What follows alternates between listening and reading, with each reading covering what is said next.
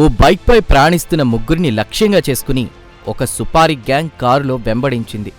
అప్రమత్తమైన వారు వెంటనే బైక్ దిగి సమీపంలోని వైన్స్లోకి పరిగెత్తడంతో ప్రాణాపాయం నుంచి తప్పించుకున్నారు. వైన్ షాప్లో ఉన్నటువంటి స్థానికులు సుపారీ గ్యాంగ్పై దాడికి దిగారు. దీంతో ఒక్కసారిగా సీన్ మారిపోయింది. పరిస్థితి చేజారిపోతుందనుకున్న దుండగులు తాము వచ్చిన కారులో అక్కడి నుంచి పరారయ్యారు. ఈ సంఘటనతో ప్రజల్లో గందరగోళం నెలకొంది.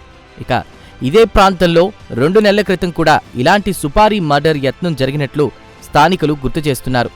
అప్పటి నుంచి పెద్దగా శాంతించని ఈ పరిణామాలు మళ్లీ చోటు చేసుకోవడంతో ఇక్కడ సుపారీ గ్యాంగ్ల దాడులు పెరుగుతున్నాయా అనే సందేహం కలుగుతోంది. వరుసగా ఇలాంటి ఘటనలు జరగడం వల్ల సూర్యాపేటలో భయాందోళనలు మరింత పెరిగాయి.